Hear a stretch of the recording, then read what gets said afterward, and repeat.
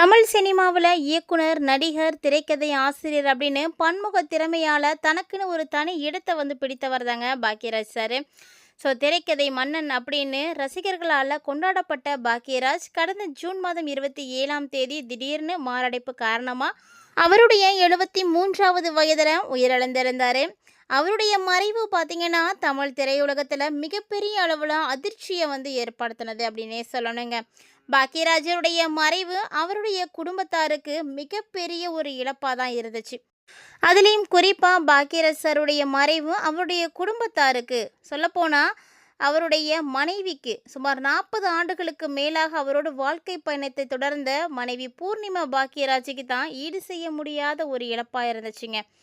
So அவங்களுடைய காதல் வாழ்க்கையில் இவர் இல்லை அப்படின்றத அவங்களால ஏற்றுக்கவே முடியல. சொல்லப்போனால் பாக்யராஜோட இருக்கக்கூடிய அந்த பழைய புகைப்படங்கள் எல்லாம் அவங்க பார்த்துட்ருக்காங்க. சமீபத்தில் கூட அவங்க அந்த பழைய புகைப்படம் ஒன்று அவங்களுடைய சோசியல் மீடியா பேஜில் ஷேர் பண்ணியிருந்திருக்காங்க. ஸோ இது பார்த்திங்கன்னா எல்லாருக்குமே ஒரு வருத்தத்தை ஏற்படுத்தி கொடுத்துருக்குங்க. பூர்ணிமா பகிர்ந்திருக்கக்கூடிய அந்த பிளாக் அண்ட் ஒயிட் புகைப்படத்தில் பாக்யராஜும் பூர்ணிமாவும் திருமண கோலத்தில் இருக்கிற மாதிரியான புகைப்படம் தாங்க. திருமண கோலத்தில் அருகருகே இருக்கக்கூடிய அந்த அழகான தருணம் அதில் இடம்பெற்றிருந்தது. ஸோ அந்த ஒரு ஃபோட்டோவை போட்டு அவங்க என்ன ஷேர் பண்ணியிருக்காங்க அப்படின்னா, மிஸ் யூ எவ்ரிடே அப்படின்னு ரொம்ப எமோஷ்னலாக கேப்ஷன் கொடுத்துருக்காங்க பூர்ணிமா. ஏன்னா அவங்களுக்கு அந்த அளவுக்கு அது வழிகளை கொடுத்துருக்குங்க. ஸோ இதை நம்ம யாராலையும் சொல்லி தீர்த்திட முடியாது. அந்த வழிகளை அவ்வளோ அளவுக்கு அவங்க கஷ்டப்பட்டுருக்காங்க இப்போ கணவர் இல்லாமல் அப்படின்னு சொல்லணும். ஏன்னா கணவர் பார்த்திங்கன்னா மறைஞ்சிட்டாரு. கணவர் மறைந்து கூட கிட்டத்தட்ட பார்த்திங்கன்னா 2 மாதங்கள் கடந்தாச்சு.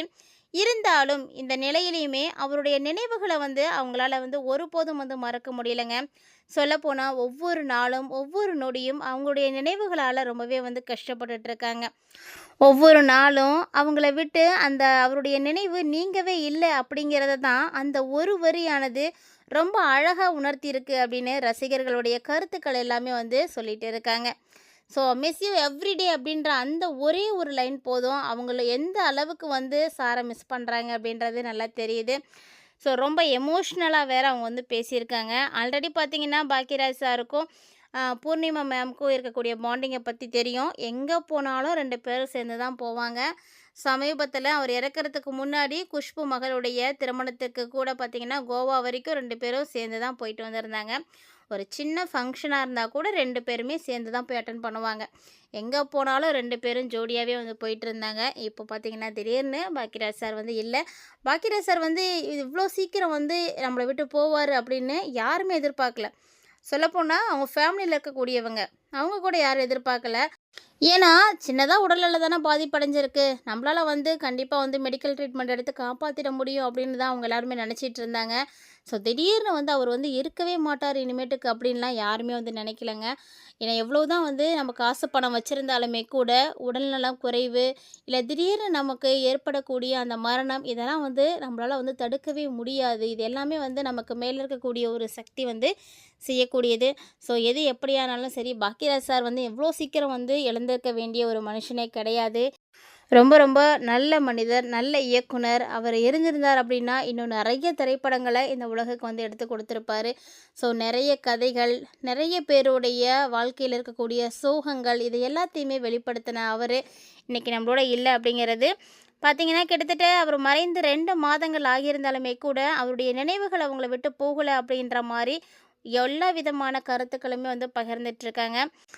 பாக்யராஜ் பூர்ணிமா 2 பேர்த்துக்கு இடையான உறவு பார்த்திங்கன்னா தமிழ் சினிமாவில் ரொம்பவே பிரபலமான ஒன்று அப்படின்னே சொல்லணும். பாக்யராஜ் இயக்கி நடித்த டார்லிங் டார்லிங் டார்லிங் படத்தின் மூலமாக பூர்ணிமா கதாநாயகியாக நடித்திருந்தாங்க.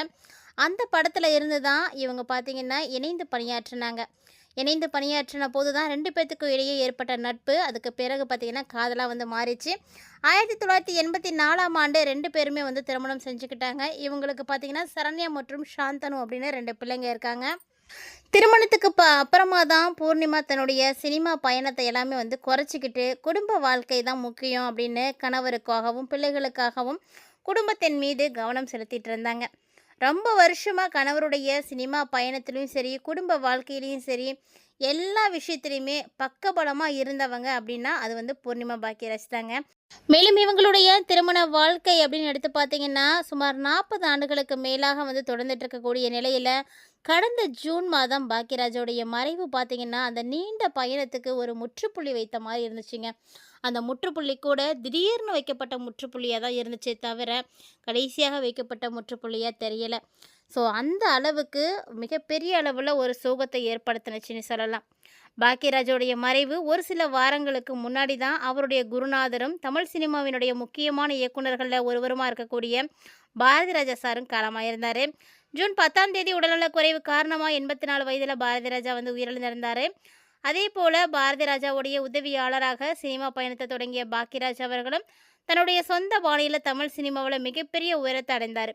ஒரு பக்கம் குருநாதருடைய மறைவு, மறுபக்கம் சில வாரங்களிலேயே பாக்கியராஜுடைய மறைவு அப்படின்னு அடுத்தடுத்து ஏற்பட்ட இழப்புகள் தமிழ் சினிமா ரசிகர்களை, திரையுலகத்தினர எல்லாத்தையுமே சோகத்தில் வந்து ஆழ்த்துனுச்சுங்க. இந்த நிலையில் பாக்கியராஜோட இருந்த அழகான நினைவுகளையும் புகைப்படங்களையும் பதிவுகளாகவும் பூர்ணிமா அப்பப்போ வந்து பகிர்ந்துட்டு இருக்காங்க. ஸோ அந்த ஒரு விஷயந்தான் இப்போவும் வந்து வெளியாகி இருக்குன்னே சொல்லலாம்.